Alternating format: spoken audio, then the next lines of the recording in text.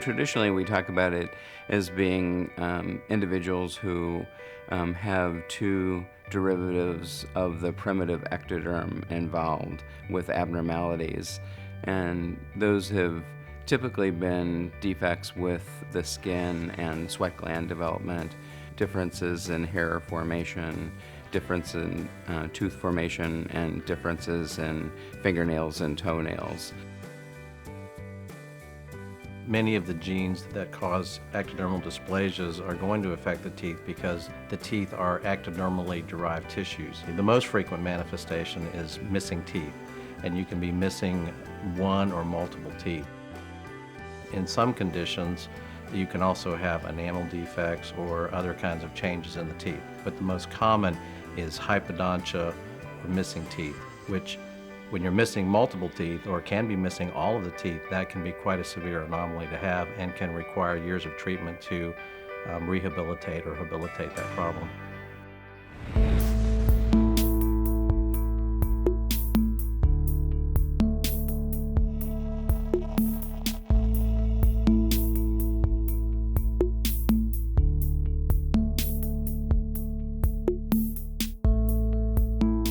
I know that it certainly ballooned into something way more than she ever dreamt of, being a life of a farmer in southern Illinois in 1978 when I was born. But, you know, she was just trying to find answers for herself. And initially I was only one of a handful maybe in the whole world. And then she found a handful in the Midwest, and she's like, well, if there's this many here, there's got to be way more than that. The basis of the organization was to provide information because there wasn't any. There was absolutely no information that one could use to make any kind of decision about care back in the early 80s.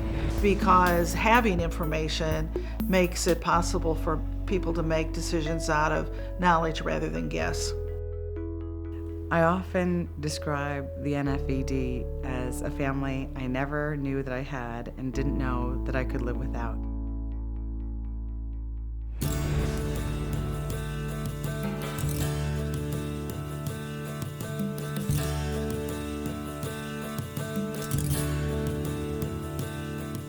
Brett has hypohidrotic ectodermal dysplasia, and he was diagnosed probably about 11 months old. So he suffers from no sweat glands, and he has all of the conical shaped teeth. He only has 8 teeth, and he has very dry skin, lots of eczema, and we have a lot of problems with the dry, cracking skin.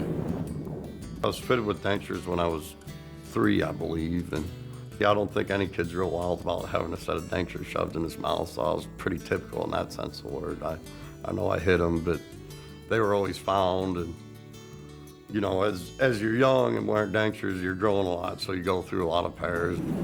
I have hypohidrotic ectodermal dysplasia, the autosomal dominant form that primarily affects teeth. So throughout the years, I had many appointments and long trips and surgeries. Hated to smile, then became more comfortable with myself, learned to enjoy smiling, and through all of that, really wanted to help others that had special needs or just weren't happy with their teeth. So loved my dentist growing up and decided, hey, I could be a dentist. So went to dental school, and now I'm the board of directors of the National Foundation for Ectodermal Dysplasia and lecture at family conferences, help families with questions, and I do have some patients that have ectodermal dysplasia as well. What they're going up against is if they ever want to do any sports, then they're going to get used to quickly having body heat, and usually just have a spray bottle and to wet your t-shirt down and just take precautions to what activities you're doing that will affect heat. Some of the parents ask about their child. Are they going to be able to play sports? How are they going to deal with, being different from everyone else? Is my son, once he gets older, is he going to have girlfriends? Is that going to be an issue? A typical kid can have problems growing up, whether it's bad home life or whatever, and it's another set of obstacles. But if you have a positive outlook on life and where you think things can head for you, I think you can overcome pretty much anything you want to. And I think that it just kind of encourages families whenever they say, I have it and happy, and I don't have that issue, so overall just encourages them to live life to the fullest.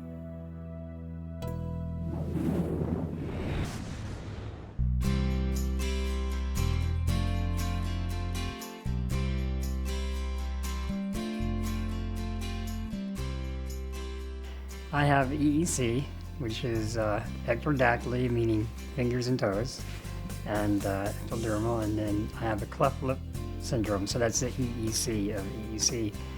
And so I'm missing 2 fingers on each hand and 2 toes on each feet, and had a cleft palate and bad teeth, those kind of things that go along with other forms of ectodermal dysplasia.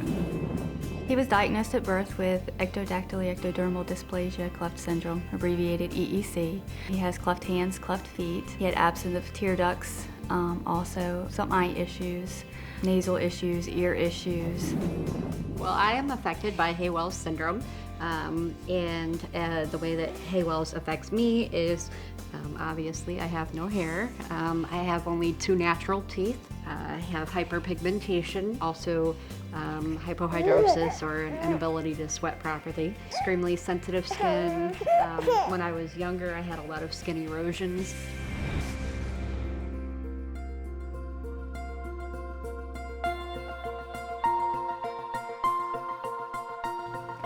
The National Family Conference is probably the most important thing that the foundation offers. Knowing that each one of the kiddos that's here and has a chance to play with other kids who are also affected, and how important that is to them and shaping their lives and how they see themselves, every moment is gratifying.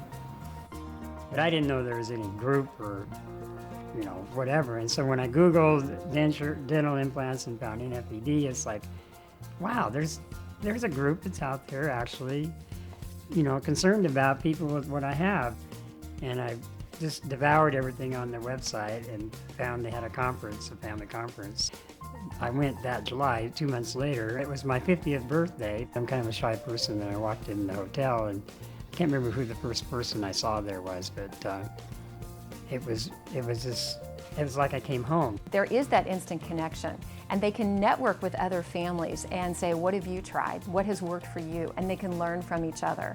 Just for your children to be able to see that they're not the only ones that are affected this way, or vice versa, see other kids that are affected that have been successful and have conquered a lot of things and said, I'm not going to let this get me down. I'm not gonna let myself be completely different from everyone else, but be unique. They can also not only network with families, but we have an entire board of doctors and dentists from all across the country who are experienced with ectodermal dysplasia. They've treated numerous patients, and so they can educate the families on being an advocate for the child, on what treatment they can expect and ask for when they go back home to their own care practitioners.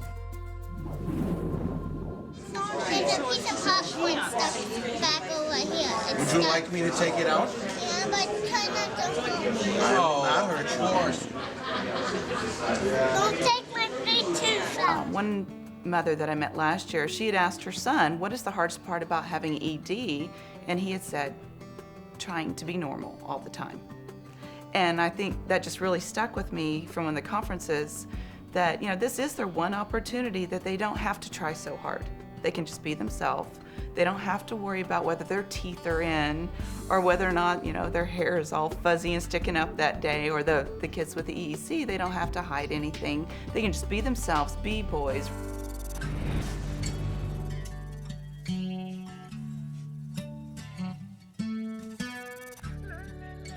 I have a little saying on my desk that says, pray for what you need, work for what you want. I think that's kind of our fundraising perspective as well, or at least mine.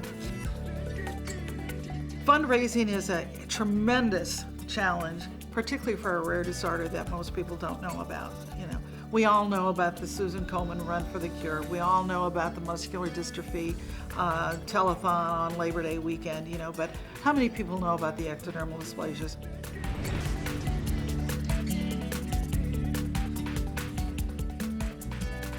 I think all of us would say that may be the biggest challenge for an organization like ours, is finding the money to sustain it. We never know where our path in life is going to go, and sometimes we take paths that are unexpected, that we maybe don't see ourselves really going down. But knowing that by contacting the NFED, they'll have somebody to walk with them None of us as parents expect to have a child affected by a birth defect. It's not what any of us planned for. But if we can look at it as an unexpected journey that we can take with friends, then maybe it may not be as bad as we thought it might.